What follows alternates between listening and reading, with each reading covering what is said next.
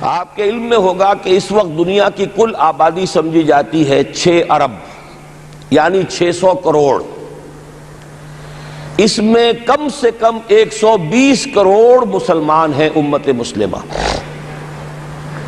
گویا کہ ہر 5واں انسان جو ہے دنیا میں وہ حضور صلی اللہ علیہ وسلم کا کلمہ پڑھتا ہے. اتنی بڑی تعداد. اس کے ساتھ ہی کتنا بڑا علاقہ جو ہے اس زمین کا وہ اللہ تعالیٰ نے اس امت کے قدموں تلے رکھا ہے. اگر آپ نے نقشہ دیکھا ہو دنیا کا تو آپ کو معلوم ہونا چاہیے کہ شمال میں جو بہت بڑا یہ نظر آتا ہے سائبیریا اور روس کا علاقہ، یہ سب غیر آباد ہے. اس طرح شمالی امریکہ میں بھی کینیڈا سے اوپر بڑے بڑے آپ کو بر اعظم سے نظر آئیں گے، یہ سب غیر آباد ہیں. جو آباد علاقہ ہے دنیا کا اور جو زرخیز علاقہ ہے دنیا کا، اس کا کتنا بڑا حصہ ہے کہ جو امت محمد صلی اللہ علیہ وسلم کے قدموں تلے.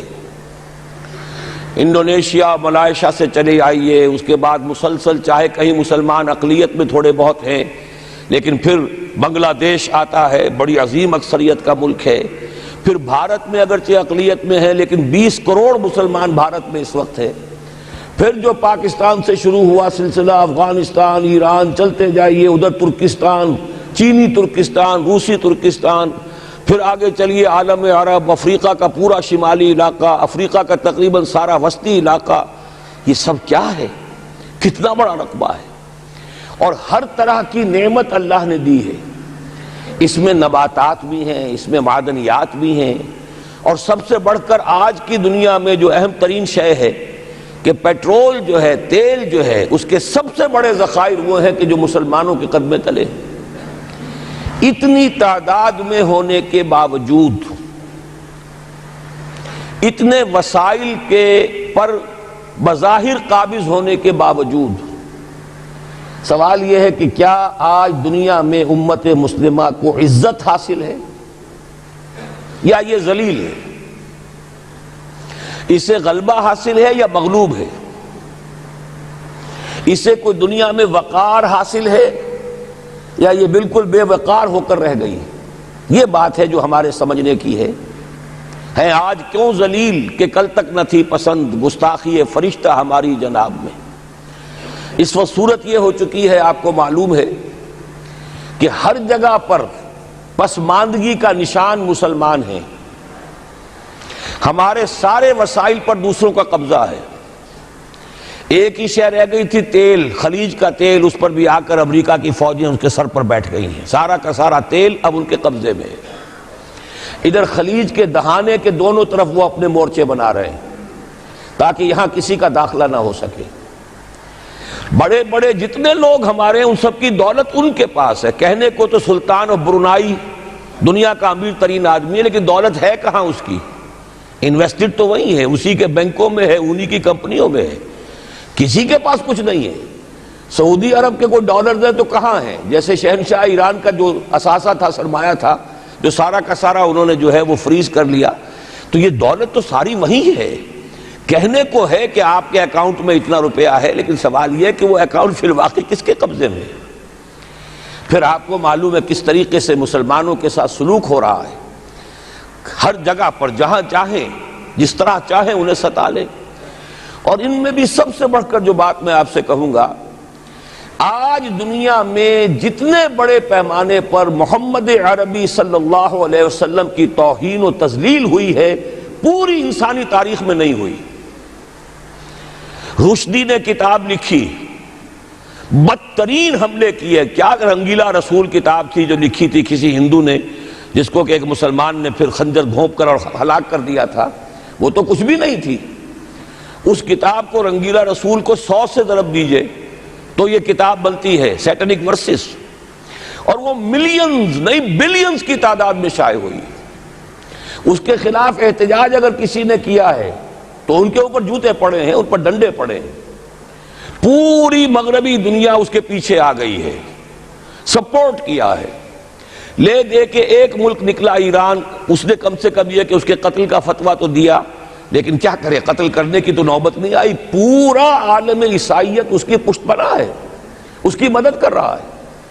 یہ اتنی بڑی توہین محمد رسول اللہ صلی اللہ علیہ وسلم کی اور آپ کی ازواج مطہرات کی اور یہ بظاہر ایک ایسے شخص کے ہاتھوں جس کا نام مسلمانوں کا سا ہے، اس کا اتنا بڑے پیمانے پر ہونا، اور پھر یہ کہ مسلمان 120 کروڑ ہونے کے باوجود کچھ نہیں کر سکتے۔ میں وہ چیزیں نہیں گنوانا چاہتا کہ 15 لاکھ جو ہیں وہ ہمارے افغان بھائی جو ہیں انہوں نے جانیں دیں، فائدہ کس کو پہنچا؟ تاحال امریکہ کو، کہ اس کی جو مد مقابل قوت تھی USSR وہ ختم ہو گئی۔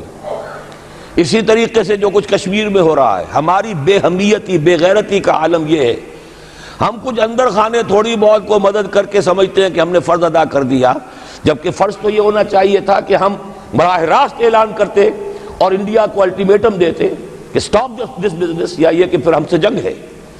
جنگ کا نتیجہ تو پھر اللہ جس کو چاہے دے گا، اگر انسان اللہ تعالیٰ پر اعتماد رکھتا ہو، توکل رکھتا ہو، اپنے موقف کی حقانیت پر بھی اسے یقین ہو، تو کم من فیۃ قلیلۃ غلبت فیۃ کثیرۃ، تاریخ میں ہمیشہ ہوتا آیا ہے کہ چھوٹی قوتیں جو ہیں ان کو غلبہ اللہ نے عطا کیا ہے بڑی قوتوں پر، لیکن بے غیرتی کا عالم یہ ہے، بے حمیتی کا عالم یہ ہے، زبانی کلامی ہم سے بڑا ہمدرد کوئی نہیں مسلمانان کشمیر کا، جس لیڈر کو دیکھو بڑھ چڑھ کر بیان دے گا، لیکن عملاً ہم کیا کر رہے ہیں؟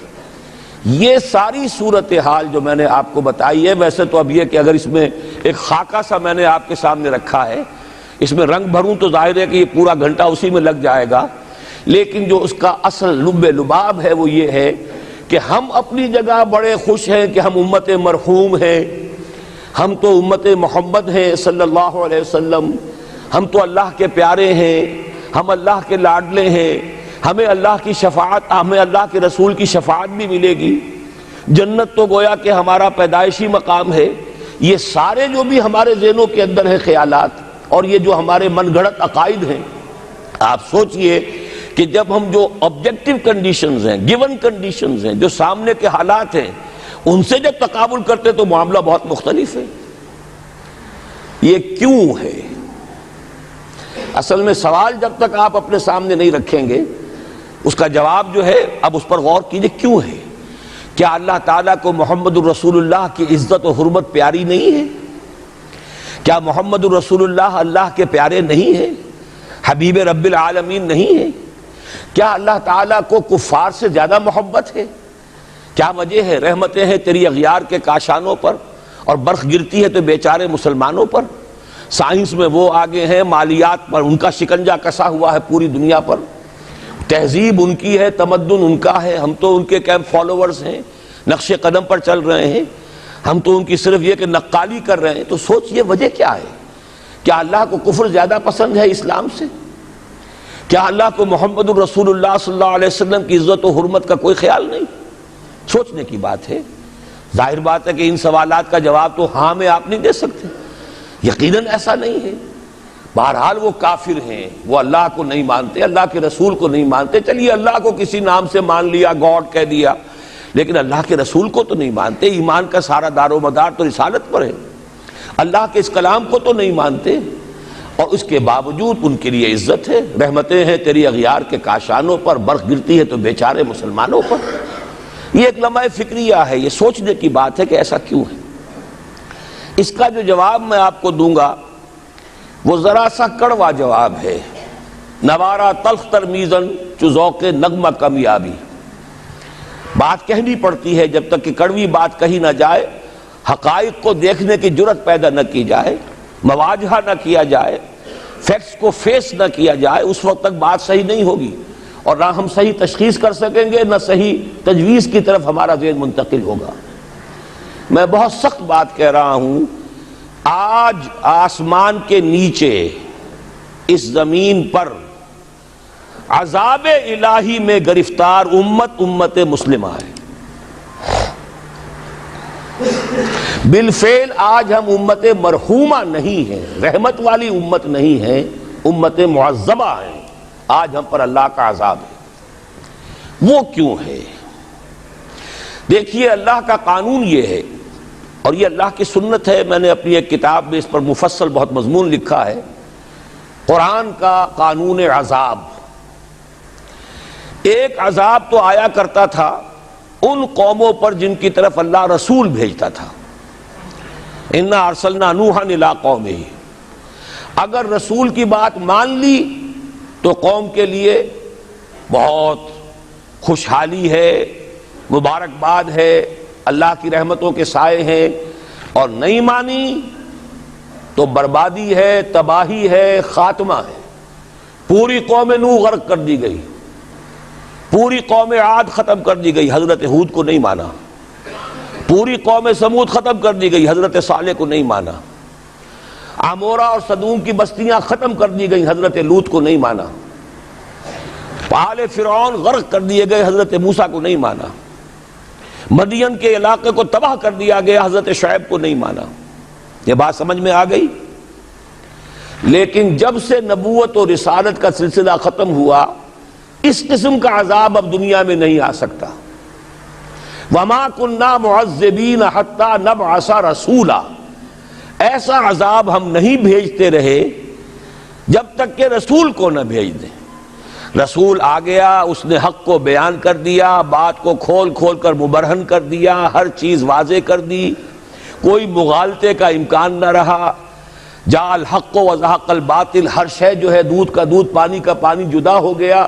اب بھی جس نے نہیں مانا تو معلوم ہوا اس میں کوئی خیر نہیں ہے، اب خیر کا فقدان ہے۔ تو اس قوم کو جیسے کہ آپ باغ کے اندر جھاڑو دے کر جب بھی کوئی آندھی چلے تو پتے گرے ہوئے ہوتے ہیں، ان پتوں کو ایک جگہ جمع کر کے دیاسلائی دکھا دیتے ہیں تاکہ یہ پتے جو ہیں یہاں پر بدزیبی کا ذریعہ نہ بنے، تو پوری قوم ہلاک، کأن لم یغنوا فیہا، ایسے ہو گئے جیسے تھے ہی نہیں۔ یہ عذاب اب نہیں آئے گا، اس لیے کہ آخری نبی، آخری رسول محمد الرسول اللہ صلی اللہ علیہ وسلم۔ اب آج جو عذاب آتا ہے، دیکھیے کافروں کے لیے عذاب اصل میں آخرت میں ہے۔ دار العذاب، دار الجزا، وہ تو آخرت ہے، یہ تو دار الامتحان ہے۔ اب جو عذاب آتا ہے وہ اس قوم پر جو ہو تو حامل کتاب الہی، شریعت خداوندی کی کسٹوڈین، اللہ کے رسول کی نام لیوا، اس کے ساتھ عشق کا دعویٰ کرنے والی، عمل اس کے برعکس ہو۔ حالانکہ اللہ نے اگر اسے وہ مقام دیا، اللہ نے اس کی طرف رسول بھیجا اور اسے رسول کے امتی بننے کا شرف عطا کیا، اسے اپنا کلام دیا، کتاب دی، اسے اپنی شریعت دی، تو کس لیے دی؟ تاکہ اس پر خود بھی عمل کریں، اسے دوسروں تک بھی پہنچائیں۔ وہ گویا کہ اس روئے ارضی پر وہ امت، وہ قوم اللہ کی نمائندہ قوم ہوتی ہے، ریپرزنٹیٹو ہوتی ہے۔ اے انسانوں، ہمارے پاس ہے تمہارے خالق اور مالک اور پروردگار کا قانون، ہمارے پاس ہے اس کی ہدایت، ہمارے پاس ہے اس کی کتاب، ہمارے پاس ہے اس کے رسول کا اسوہ۔ آؤ ہماری طرف، ہمیں جانچو، ہمیں پرکھو، ہمیں دیکھو، ہم واقعتاً اسی کتاب کے مطابق چل رہے ہیں نا؟ دیکھ لو ہم جو کہتے ہیں وہی کرتے ہیں نا؟ وہی بات تو نہیں ہے کہ لما تقولون ما لا تفعلون، کبر مقتا عند اللہ ان تقولوا ما لا تفعلون۔ آؤ دیکھو ہم نے اس کتاب کے مطابق، اللہ کی ہدایت کے مطابق کیسا اچھا معاشرہ بنایا ہے، کیسا انصاف ہے، کیسا امن ہے، کیسا بھائی چارہ ہے، کیسی اخوت ہے۔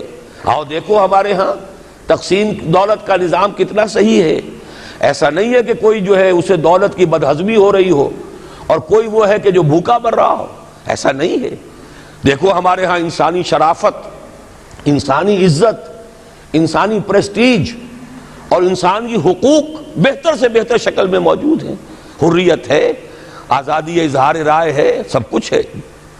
یہ کام اگر وہ امت کرے تو اس سے زیادہ خوش نصیب کوئی نہیں۔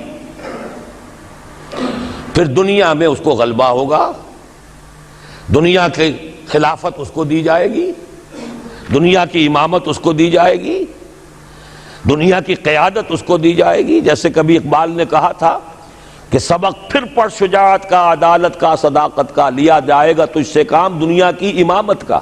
لیکن پھر وہی سبق پڑھنا پڑے گا جو صحابہ کرام نے پڑھا تھا۔ جب صحابہ کرام نے وہ سبق پڑھا تھا تو دنیا کی امامت اللہ نے ان کو عطا کی تھی کہ نہیں کی تھی؟ اگر تو اس کے مطابق عمل ہے تو ان سے زیادہ اللہ کو محبوب کوئی نہیں، اور اگر طرز عمل برعکس ہو جائے، کہیں کچھ اور کریں کچھ اور، کہیں یہ کہ قرآن پر ہمارا ایمان ہے اور اس کے قانون کو نافذ نہ کریں،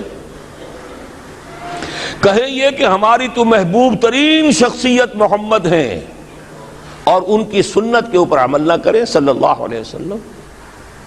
قرآن نے جس شے کو حرام کیا ہے اس کا استعمال کر رہے ہوں. اگر طرز عمل یہ ہو اور یہ طرز عمل اس حد کو پہنچ جائے کہ دنیا تانے دے یہ مسلمان کہاں اسلام دنیا میں ہمیں دکھاؤ, کہاں اسلام ہے؟ یہ مسلمان کیا اسلام پر کاربند ہیں؟ جارج برنارڈ شاہ نے کہا تھا کہ میں جب قرآن پڑھتا ہوں تو محسوس کرتا ہوں اس سے بہتر کتاب کوئی ممکن نہیں, لیکن جب مسلمانوں کو دیکھتا ہوں تو محسوس کرتا ہوں ان سے زیادہ ذلیل قوم دنیا میں کوئی نہیں. یہ کنٹراسٹ ہے جو ہم اپنے وجود سے پیش کر رہے ہیں. کیا اس کی وجہ سے لوگ اسلام کی طرف راغب ہوں گے یا اسلام سے متنفر ہوں گے؟ کیا ہمارا منہ ہوتا ہے ہم باہر جاتے ہیں؟ اسی لیے ہم تو تبلیغ, میں تو کم سے کم وہاں جا کر جو مسلمان کھوئی ہوئی بھیڑیں ہیں امت محمد صلی اللہ علیہ وسلم کی, انہی کو ریکلیم کرنے کی کوشش کرتا ہوں. جیسے کہ حضرت مسیح نے کہا تھا میں تو بنی اسرائیل کے گھرانے کی کھوئی ہوئی بھیڑوں کی تلاش میں آیا ہوں. میرا منہ نہیں ہے کہ میں وہاں کسی امریکن سے بات کروں. وہ یہ کہے گا تم اپنا گھر تو سنوارو, فزیشین ہیل تھائی سیلف. تم ایک چھوٹا سا ملک نہیں چلا سکتے, تم نے اس کا بیڑا غرق کر کے رکھ دیا ہے. تم نے اسے کورٹ آف وارڈ بنوا دیا ہے IMF کا. ہاں یہاں تو گھڑی گھڑی جو ہے قرقمین آتے ہیں IMF کے اور ورلڈ بینک کے قرقی کرنے کے لیے. ہر روز ایک نئی قرقی ہو رہی ہے, ہر روز جو ہے آج پھر گاڑیوں کا کرایہ بڑھ رہا ہے, بجلی کا کرایہ قرقی ہو رہی ہے. عوام کے اندر جو بھی رہا رہ گیا اسے بھی چوسنے کا اور کشید کرنے کے لیے. ایک حکومت کو گرا دو وہ تو بدنام کر دی گئی, دوسری حکومت لے آؤ اس کے ہاتھوں کچھ کام کروا لو, وہ بدنام ہو جائیں گے تو ان کو بھی ہٹا دینا. ان کا کیا کھیل ہے؟ یہ کھیل کھیلتے رہیں گے اور اس میں یہ ہے کہ اپنی قرقیاں کرتے چلے جاؤ. یہ حال اب کیا میرا منہ ہے کہ میں جا کر وہاں بات کروں؟ تم اپنے گھر کو دیکھو, تم اپنے ملک کو دیکھو. ایک وہ ہے جنہیں تصویر بنا آتی ہے, ایک تم ہو کہ لیا اپنی بھی صورت کو بگاڑ. ایک ہی ساتھ تم آزاد ہوئے تھے, ہندو بھی تھے کہ نہیں تھے. انہوں نے اس ملک کو بنایا ہے, اپنی معیشت کو, اپنی اکانومی کو اپنی بنیادوں پر, اپنے پاؤں پر, اپنے پیروں پر کھڑا کیا ہے. آج جو ہے وہ ایک منی سپر پاور بن چکا ہے, اور وہ کہ ڈرتا تھا پاکستان دو طرف سے ہمیں جو ہے قابو میں کر لے گا. پہلے تقریباً 20 برس جو ہیں ہندوستان کے, بھارت کے کانپتے ہوئے گزرے ہیں پاکستان سے. اب 30 برس سے جو صورتحال ہے وہ آپ کو معلوم ہے. تو صورت یہ ہے کہ جب کوئی قوم جو امت مسلمہ ہو یہ طرز عمل اختیار کرتی ہے تو عذاب اس پر آتا ہے. بڑی کڑوی بات ہے. آج عذاب کفار پر نہیں آ رہا, وہ تو اللہ تعالیٰ ان سے آخرت میں نمٹ لے گا, اور آخرت تو ہے ہمیشہ کی, بڑا سو عذاب تو وہی کا ہے. وَلَعَذَابُ الْآخِرَةِ أَكْبَرُ لَوْ كَانُوا يَعْلَمُونَ. دنیا میں کفار پر عذاب آتا تھا جب کوئی رسول بھیج دیا جائے, اب رسول آئے گا نہیں, لیکن اب دنیا میں جو عذاب آتا ہے وہ مسلمان امت پر آتا ہے.